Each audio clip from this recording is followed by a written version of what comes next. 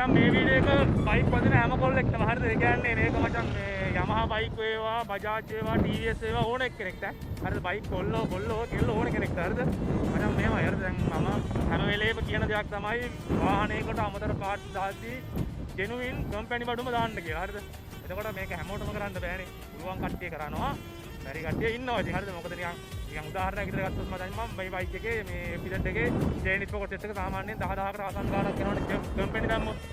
හැබැයි එක එක ඔය ඩුප්ලිකේට් කොපි තියෙනවනේ මචං 4000 5000 ඉඳන් තියෙනවනේ. ටිකක් 3000 ගණන් විතර ඉඳන් කොපි තියෙනවා. කෙලවරහක් නැන්නේ මම ලෙඩ දෙනවනේ. ඉර වෙනවා, ගත්තපත් ඇහෙනවා නම් මනම් කේස් ගොඩනේ.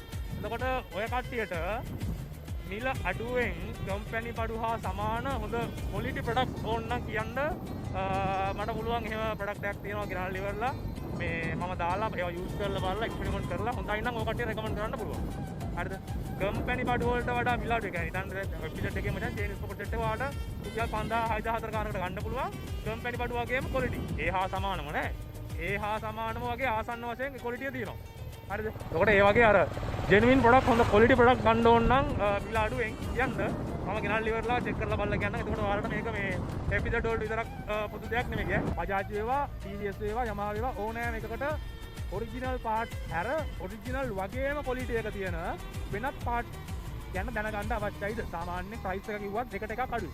අන්න එහෙම පාර්ට්ස් ගැන දැනගන්න අවශ්‍යයි නම් කමෙන්ට් එකක් දාන්න. මම ඒ වගේ පාර්ට්ස් ටිකක් ගෙනල්ලා චෙක් කරලා බලලා වගේ හොඳ නරක ක්වොලිටි එක කොහොමද කියන එක ඔයාලට ඉස්සරහට ගේන්නම්. එතකොට සාමාන්‍ය ඔරිජිනල් ප්‍රොඩක්ට් එකක් දාන්න බැරි කෙනෙක්ට ඔරිජිනල් තත්ත්වයේ තියෙන ඔරිජිනල් ක්වොලිටි එකට තියෙන වෙනත් ප්‍රොඩක්ට් එකක් යූස් කරන්න පුළුවන්.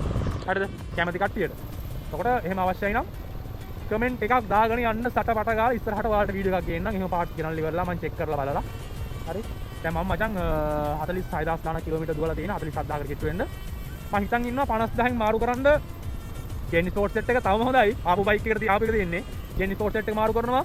ඊට පස්සේ ක්ලච් කේබල් ඇස්ලේටර් කේබල් දෙකම මාරු කරනවා. ඒවත් ඔරිජිනල් මේ සාමාන්‍ය කිලෝමීටර් 30000න් වගේ දාපුවා තියෙන්නේ. දෙකම මාරු කරනවා.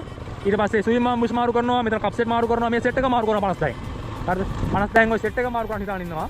ඉතින් එතකොට මම එව්වට දැන් ඔරිජිනල් පාර්ට් ගෙනලා තියෙන්නේ. ඔයාලට මතකද මම කලිමුත් වීඩියෝ එකක් දැම්මා. මම දැනටවත් ඒවා ගෙනලා තියෙන්නේ. මේ යන් ඇඳයට ටික ගෙනාවා ටික. ඉතින් එව්වා ටික දාන්න නැතුව ඔය කට්ටියට අර ඔරිජිනල් දාන්න අමාරු කෙනෙක්ට ඔරිජිනල් වගේම ක්වොලිටි එක තියෙන හොඳ ක්වොලිටි එකක්. හරිද?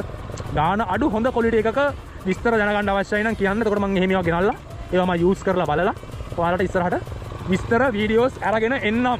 ඕකේ? එහෙනම් අනිවාර්යෙන් කමෙන්ට් කරන් යන්න, ෂෙයා කරන්න. ඔයාලට හොඳයි. ඔයාලට වටිනවා. ඒ වගේම නිකන් අර ක්වොලිටිය මේ ක්වොලිටිය අනම් මනම් බයිලානේ බං. දැන් රෝලන් කියලා එකක් තියෙනවා දන්නවනේ ඔයාලා. රෝලන් එකෙත් කොපි ගහනවා. හරිද? ලංකාවේ ඇතුළෙම Yamaha shop වලින් මචං රෝලන් කොපි එක දෙනවා උඹලට ඔරිජිනල් කියලා. ඔයාලා විශ්වාස කරනවද? විශ්වාස කරන්නේ නැත්නම් කියහල්ලා මට පුළුවන් එවිඩන්ස් එක්ක ඔප්පු කරන්න. හරි?